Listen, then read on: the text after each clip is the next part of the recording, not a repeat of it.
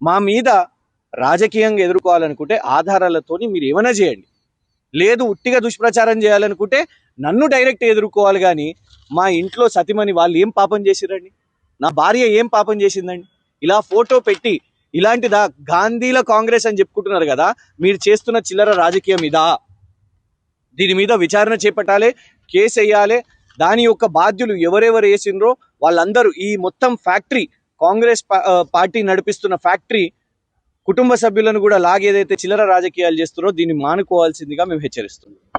పొంగులేటి శ్రీనివాస్ రెడ్డి గారి రాఘవ కన్స్ట్రక్షన్స్ అక్రమ మైనింగ్ని ప్రశ్నించడం నేరమా? అంగన్వాడీ టీచర్లకు పంపిణీ చేస్తున్న స్మార్ట్ మొబైల్ ఫోన్స్ ఏదైతే కాంట్రాక్ట్ ఉందో అందులో 30 కోట్ల ముడుపులు వాటిని ప్రశ్నించడం, మరి సీతక్క గారిని మేము దాని మీద సమాధానం చెప్పాలి, సిబిఐ ఎంక్వైరీ విచారణ చేపట్టాలని కోరడం నేరమా?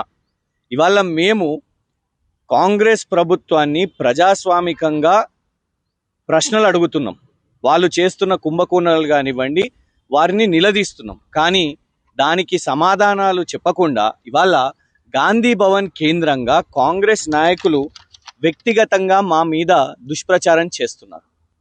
కాంగ్రెస్ నాయకులు ఇవాళ వాళ్ళ సోషల్ మీడియాలో మా కుటుంబ సభ్యులు, మా సతీమణి ఫోటోని పెట్టి ఆంధ్రప్రభ అని ఒక తప్పుడు న్యూస్ని క్రియేట్ చేసి, తప్పుడు న్యూస్, ఎందుకంటే ఇవాళటి ఆంధ్రప్రభ మెయిన్ పేపర్లోనే స్పష్టంగా వచ్చింది, ఇది పేపర్ 6వ పేజు స్టేట్ ఎడిషన్లో స్పష్టంగా వచ్చింది. అసలు ఆంధ్రప్రభలో రాని వార్తను కూడా కాంగ్రెస్ నాయకులు ఆంధ్రప్రభ అని క్రియేట్ చేసి ఇవాళ కుటుంబ సభ్యులు, మా సతీమణి చదువుకున్నది, ఎల్ఎల్ఎం పూర్తి చేసింది, లాయర్ తను, కానీ ఇలాంటి తప్పుడు వార్తలు చేసే కాంగ్రెస్ గాంధీ భవన్ కేంద్రంగా ఇవాళ ఏదైతే చేస్తున్నారో దాని మీద ఫిర్యాదు చేయడానికి ఏ వ్యక్తి అయితే ఇందులో వాళ్ళు చేసిర్రో, రకరకాల కాంగ్రెస్ హ్యాండిల్స్ చేసిర్రు, టీం రేవంత్ అని కొన్ని హ్యాండిల్స్, ఇది కొన్ని కాంగ్రెస్ హ్యాండిల్స్, వాటి మీద ఇక్కడ ఎందుకంటే కొందరు వ్యక్తులు ఇక్కడ కుకట్పల్లికి చెందిన వ్యక్తులు కాబట్టి ఆ కాంగ్రెస్ నాయకుల మీద మరి ఏసీపీ ఆఫీస్లో ఫిర్యాదు చేయడానికి ఇక్కడ రావడం జరిగింది. ఒకటే, బీఆర్ఎస్ పార్టీ యొక్క అధికార ప్రతినిధిగా, బీఆర్ఎస్ పార్టీ యొక్క రాష్ట్ర సోషల్ మీడియా కన్వీనర్గా మేము ఖచ్చితంగా ప్రజల పక్షాన ప్రజల అంశాల మీద క్వశ్చన్ చేస్తాం. జూపల్లి కృష్ణారావు గారి సోమ్ డిస్టిలరీస్ విషయం మీద, కాంట్రాక్ట్ విషయం మీద క్వశ్చన్ చేసినాం, ఆధారాలతో క్వశ్చన్ చేసినాం. రేవంత్ రెడ్డి గారి అల్లుని యొక్క మ్యాక్స్బియన్ ఫార్మా గురించి బయటపెట్టినాం, మెడికోవర్ యొక్క షేర్స్ గురించి బయటపెట్టినాం, ఆధారాలతో బయటపెట్టినాం.